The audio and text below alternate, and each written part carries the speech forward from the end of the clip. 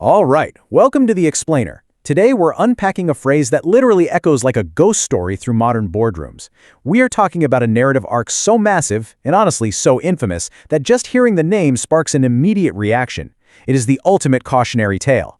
But we're not just looking at the words today. We're diving into the staggering reality of how one of America's most innovative companies turned into its absolute most spectacular failure. The rise and fall of Enron, a corporate disaster. What's absolutely wild here is that this single, stark sentence is basically our entire roadmap for today. I mean, it's just 9 words. But within those words is a brutally efficient 3-act tragedy.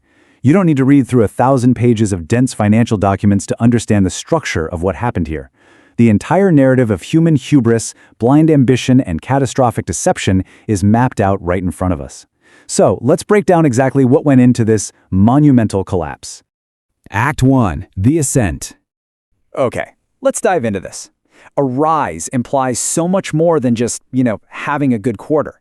Imagine the sheer, unfathomable momentum required to push a massive entity upward against gravity. It's that raw ambition to climb to the very top, to completely defy the standard limits of business and just soar. Back in the 1990s, Enron wasn't just growing. Actually, scratch that. Growing is an understatement. They were exploding. They transitioned from this regional natural gas pipeline company into a dynamic, seemingly invincible energy trading behemoth. They were treating everything from electricity to weather derivatives and even broadband capacity like tradable commodities. It's like the breathless, accelerating energy of a rocket leaving the atmosphere, fueled by the promise that the sky is not the limit, but just the starting line. Wall Street hailed them as the most innovative company in America year after year. The profits looked totally astronomical on paper, and the growth, it felt entirely unstoppable. But what happens when the rise stops? When that relentless upward momentum, driven by aggressive accounting and sheer willpower, simply vanishes? Act 2. The Gravity. And this brilliantly illustrates the brutal duality we're dealing with. Because what goes up, especially something pushed up by unnatural, totally unsustainable forces, must eventually contend with reality. On one hand, you have the ascent, the momentum, the intoxicating success of the rise. But it's met with an equal and opposite force: the descent, the collapse, the utter failure.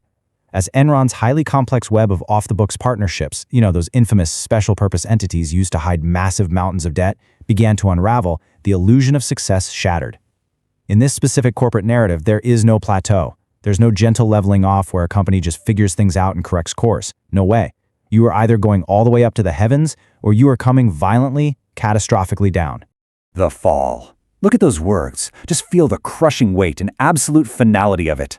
This isn't a stumble. It's not a simple dip in quarterly earnings or a bad PR cycle. It is a complete, systemic surrender to gravity. A total plunge. When the ascent breaks, the fall is the devastating, unavoidable consequence. Think about the stark reality of it for a second. A stock price that peaked at over $90 a share, driven by insane aggressive hype, plummeting to literally pennies in a matter of months leading up to December 2001.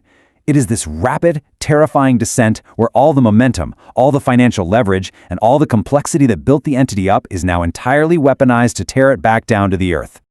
Act 3. The Aftermath.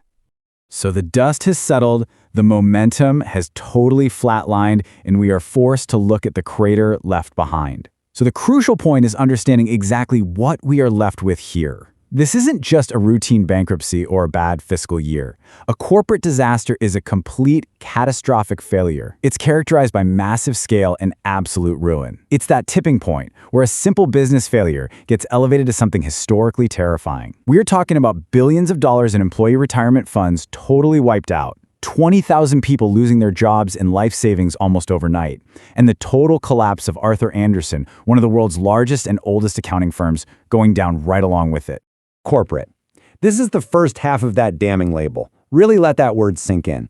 This destruction wasn't an act of nature. It wasn't a hurricane, it wasn't an earthquake. It was a man-made, highly structured, deliberately engineered business phenomenon. It happened in offices, right in boardrooms, by people wearing suits exploiting mark-to-market accounting. The disaster was inherently, fundamentally institutional. It was built by the exact executives who were entrusted to lead the company.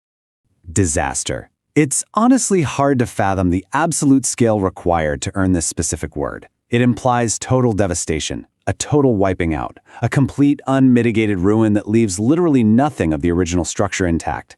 To attach the word disaster to a business is to admit that the failure was so spectacular, so profoundly damaging, that it transcended economics and became a true human tragedy. I mean, the fallout literally changed the way financial laws are written and enforced in the United States forever.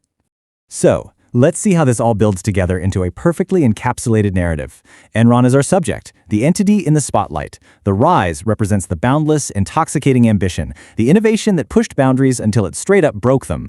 The fall is the inevitable, crushing collapse when reality finally caught up with the illusion. And corporate disaster, that is the permanent, undeniable legacy. 9 words that perfectly lock together to summarize an entire era of unchecked corporate hubris. Which leaves us with this final, lingering thought. When you see the architecture of this tragedy laid out so plainly, from the sheer ambition of the ascent to the total devastation of the ruin, you really have to ask yourself, does every massive corporate rise inevitably risk a catastrophic fall? Is gravity always just waiting in the wings? Keep that in mind the next time you see a company soaring into the stratosphere. Thanks so much for joining me on this explainer, and I will catch you in the next one.